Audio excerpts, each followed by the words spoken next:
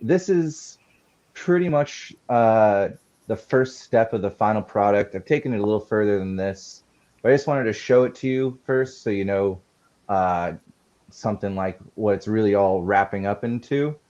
But to start from the beginning of, I guess, my story of making this, it's exactly what Bootsy's intro is talking about when a person starts asking themselves, who am I? What is this? Did God make this? How many years ago did it begin?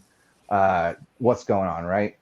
And so then one of the expressions I've always heard over and over again seemed like a good place to start, or seemed important to think it in a sense of that expression.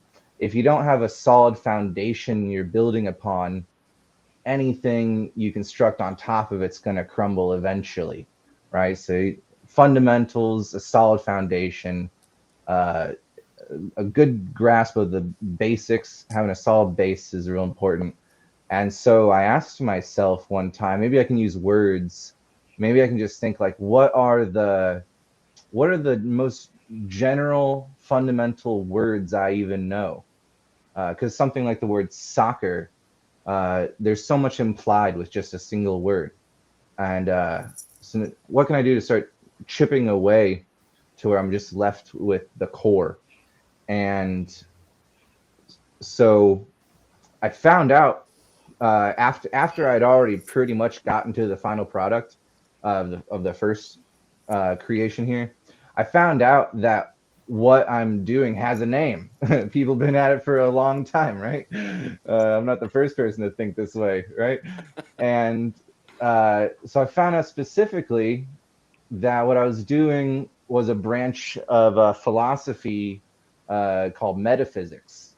And specifically in the metaphysics, which breaks down into ontology and cosmology, which I'm also interested in too. But what I'm presenting here is my endeavor into like an ontological pursuit. And like it says there, it's exactly what Bootsy's intro said, like, what is real? What is reality? I got this Google definition here. This one's from Wikipedia. Here's another one. I really like this second definition entry. It says a set of concepts and categories in a subject area or domain that shows their properties and relationships between those properties. But all you gotta do for what I'm talking about is replace a subject area with the universe. What subject area are we talking about? I'm talking about every existence, right? So what I'm trying to do is find the set of concepts and categories of the universe, most fundamentally, and then lay them out in a way that shows the properties of the universe and the relationships between those different properties. And this is done in simple ways, in practical everyday ways, like with a family tree.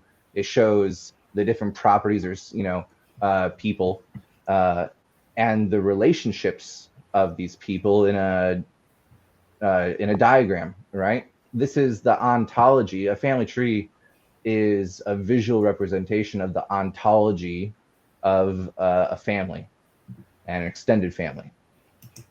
And the same applies to just like people have families, so do languages. One language often splits to become two different languages, like how they say, like Latin became all the rest of the Romance languages. And so this is a diagram that shows the ontology of all the Indo-European language family. And speaking about people have been doing this for a long time, the Greek philosopher Aristotle made this sometime during his life, and I'd already finished pretty much making my fundamentals chart before I even came across this.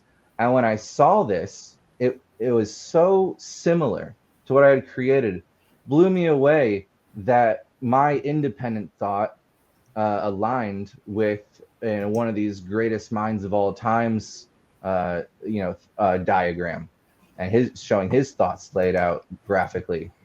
And just to go over this real quick, because it gives you a feel for like what I also did, but his is a bit more simple to begin with. He puts substance at the top, and then he says material substance is different than immaterial substance. And the only entry that he puts for an immaterial substance is spirit. I think there's other words that are appropriate, like light is an immaterial substance, if you want to put it that way, or information, or consciousness, or spirit, or soul. So I elaborate a bit more where this stops. But then following the material line, it says, well, you got a body, then you can have an animate body or an inanimate body. And a body without a life, he says, is a mineral. Maybe a little, I suppose that's good enough. Well, a body of water, I don't know if you minerals or solids. So, yeah. So then, an animated body is a living body. Then he goes to break down the difference between a plant, a beast, and a man as all living bodies, as opposed to the dead rocks or the non-animate rocks and the immaterial spirit. So that was his. And without any of the words put onto mine, this is the skeleton of the chart. And just like his, it is top down, where substance then, or consciousness, or I would say it would be at the top, or I deem it incorporeal, like Marja said, the formless, then takes form through its different expressions. And similar to Bootsy's diagram earlier, it is a 8-tier system, which I'm trying to figure out how that might relate to like do, re, mi, fa, sol, la, ti, do, where it's even color coordinated in this way, where I put the root chakra second from the bottom, goes to the top, and in a sense, this one is a continuation going downward of like that repetition of do, like entering the next step into the next octave. And then here we are at the first step of the final product. I was pretty happy once it reached this step. It took a lot of internal debate with myself, but I'd like to walk you guys through the 11 most generic terms in language, in my opinion, in English. And I think a good place to start may not actually be at the top, but the middle at corporeal. And everything above an entry on this skeleton, everything above one entry is an antecedent to the below entry and entries. So meaning anything above precludes what's below. Yeah, you could say it that way. Another way of saying it is that anything above is a precursor to anything below, and that the things above are going to need to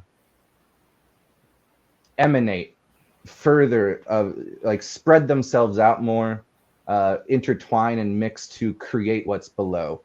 As you see, everything at the top is simply incorporeal. Incorporeal is at the root of all other things. It's the formless taking form. You know what I mean? And so a good way to show like the antecedent nature of everything above in the list is to start with something a little bit down the line. It's easy to explain. So corporeal means having a physical nature or having a body. And I'm gonna have to share with you my slight, maybe alternate definitions of the words above here. But a good way of saying, a good way of explaining why these are antecedents to something that has a body is, well, just simply that any physical thing must have a geometric nature, or it must have a shape. It must have a quantified nature, or like a size. So every physical object has a shape and it has a size. Not only that, but every physical object must also be somewhere. It must have a location. And also, like the law of vibration in Hermeticism, everything must be in a state of vibration, or I like to say change. And at the top, there's a direct line going down to corporeal, because the physical nature of things, I think, is an illusion created by something much less physical. One of these popular expressions thrown around in like the even mainstream quantum field theory is, whatever matter is, it's not made of matter. So they're kind of on the same page with me at that point. That's great, dude. Thank you. So now that you see, like, everything corporeal has the antecedents of everything above it, it's easy to see how life, as far as, you know, we say that's alive, that's not alive, right? A precursor to life, an antecedent, is you got to have a body. You know, there's plenty of bodies without life, but you don't normally see much life without a body there, you know, beforehand. And with this life, there's sort of two different activities, you could say, life does. Life measures, or in other terms, life senses. A life form senses. And then the way I'm using art here is creative activity, separated from, like, say, a painting or a sculpture or anything like that. I would consider those artworks or art pieces, but art I define as the activity, the performance itself. You do art, and through your art, you create an artwork. So people act, and people sense or measure things. And then this is the first time on the list where it actually comes together, which I find interesting. Thought about this a lot, but the next complexity of the universe on a fundamental level here is actually a union of two above it for the first time. And when someone creates a message, and then there's someone on the other side to receive that message, or assess the message, or interpret, or measure, or then you get this magical union that results in, like, this a communication, a conveyance. And once you have established this connection between two people, then that can result in forming agreements. And I think a lot, even the words I'm using now, we can communicate, we can convey, because people before us, we've inherited their standards of conveying. They've worked out all the kinks. They've given us this handy, you know, English to use. But English is nothing more than a standard of conveying meaning. Just like there's several other ways of conveying meaning. Symbols, body language, but English would be one of them that is purely conventional. And I'm happy to have walked you guys through with that to this point. But for sake of time, I think I'm happy stopping there.